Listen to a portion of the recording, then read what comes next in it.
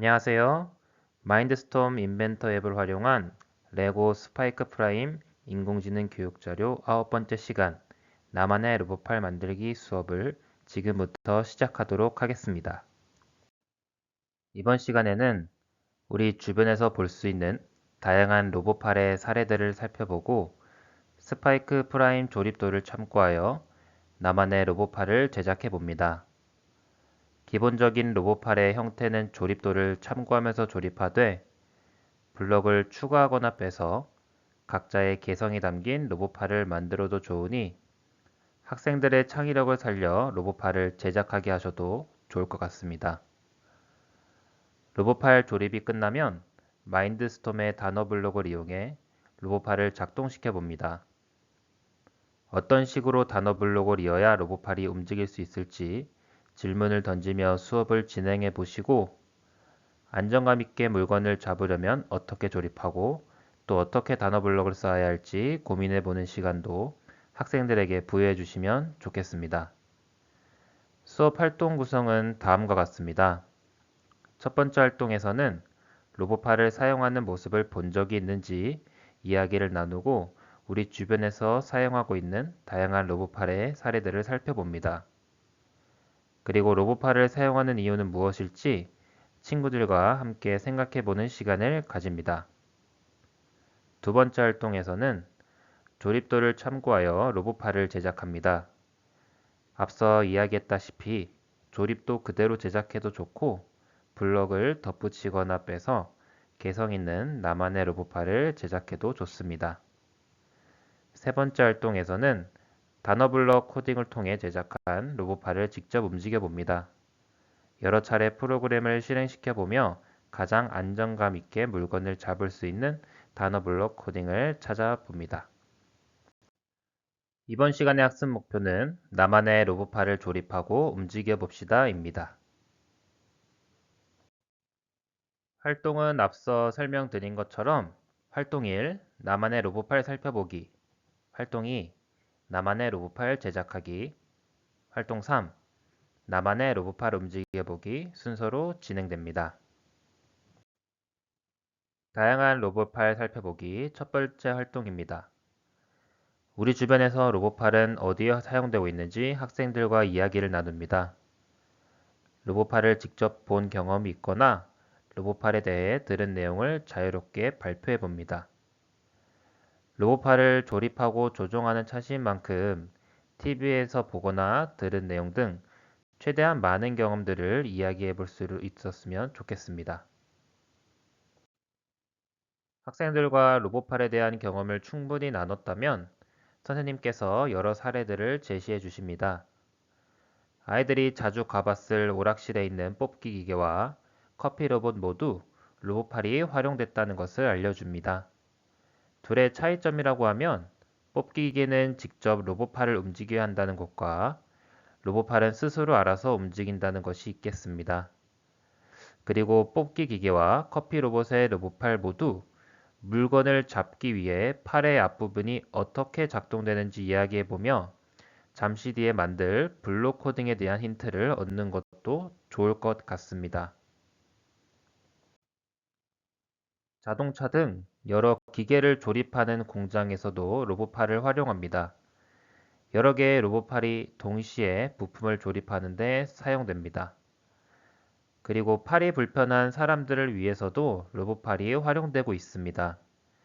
최근에는 기술의 발전으로 사람의 신경과 로봇팔을 연결해 생각만으로 로봇팔을 움직일 수 있게 되었다고 합니다.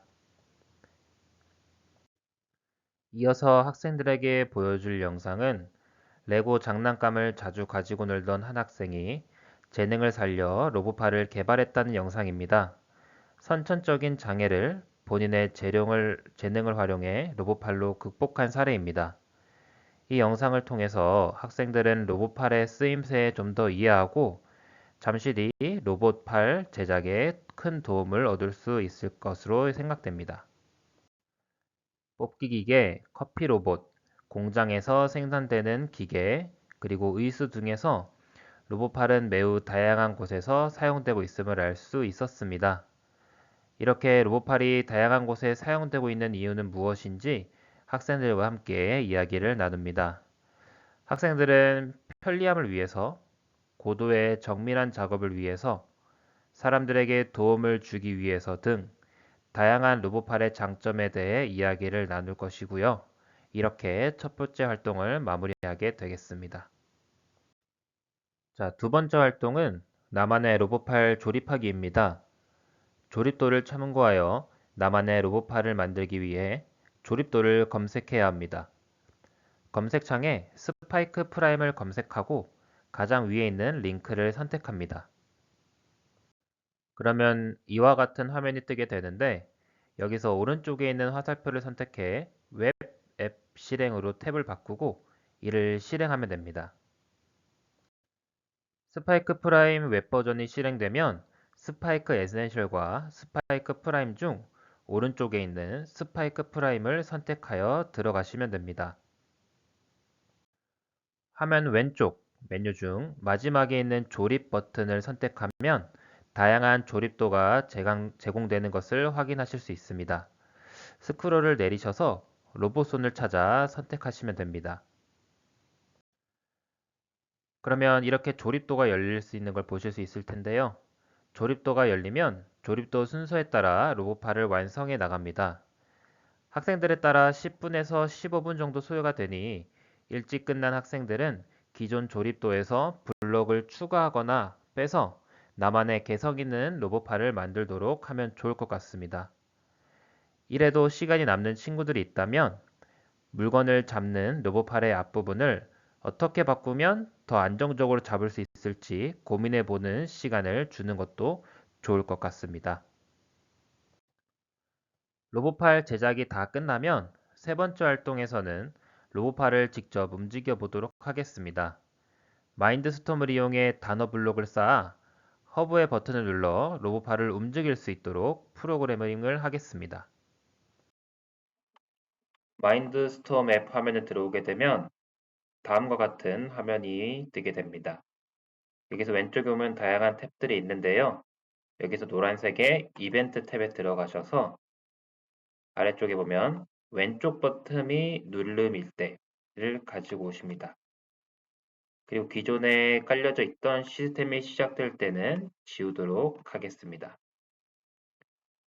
다시 왼쪽에 파란색 맨 위에 있는 모터 탭에 들어가시면 가장 위에 있는 비모터 방향으로 1회전만큼 작동하기가 있습니다. 이 블럭을 가져와서 방금 가져왔던 노란색 블럭 밑에 붙이도록 하겠습니다. 여기서 주의해야 될 부분이 학생들에게 연결된 모터 부분을 알맞게 선택해야 바르게 연결되니 선생님께서 확인하셔서 알맞은 부분에 선택이 된 다음 오른쪽 아래 재생 버튼 눌러 로봇팔이 움직이도록 하시면 되겠습니다. 그리고 이 화살표 방향도 바꿔서 학생들에게 안내를 하면 아이들이 이 모터가 어떤 식으로 움직이게 되는지 알 수 있을 것 같습니다. 학생들에게 이 블록대로 작동시켜 보면 뭔가 필요 이상으로 모터가 돌아간다는 느낌을 받게 됩니다. 그것을 좀 해결하기 위해서 여기 있는 것 중에 도를 바꿀 건데요. 회전을 도로 바꾼 다음 아이들 로봇팔마다 조금씩 다르겠지만 한 50도 정도로 설정한 다음 로봇팔을 작동시켜 보게 하시면 필요 이상으로 모터가 돌아가는 것 없이 물건을 짚는 부분까지만 모터가 회전하는 것을 볼 수가 있습니다. 제가 앞서 얘기했다시피 로봇팔에 따라서 50도가 적정값이 아닐 수도 있습니다. 그렇기 때문에 아이들에게 40, 50, 60 또는 55 이렇게 각도를 조금씩 바꿔서 가장 안정감 있게 물건을 집을 수 있는 각도를 찾으라고 하는 것도 좋은 방법 중에 하나일 것 같습니다. 시간적 여유가 허락된다면 필통, 텀블러, 책 이러한 것들을 집어보며 안전하게 잡을 수 있도록 로봇팔을 수정해보는 시간을 가지는 것도 좋습니다. 선생님께서는 모든별로 동일한 물건, 예를 들면 종이컵, 탁구공, 종이 등을 나누어 주시고 각각의 물건을 잘 집을 수 있도록 로봇팔을 수정하게 하실 수도 있습니다. 이를 통해서 학생들은 집으려는 물건의 종류에 따라 로봇팔의 모양과 재료가 달라짐을 이해할 수 있습니다. 선생님께서 시간을 정해주시고 물건 많이 옮기기 또는 빠른 시간 내에 물건 주고받기 등 간단한 게임을 진행하셔서 학생들의 활동 몰입도와 또 재미를 높이는 방법도 있으니 참고하시면 좋겠습니다.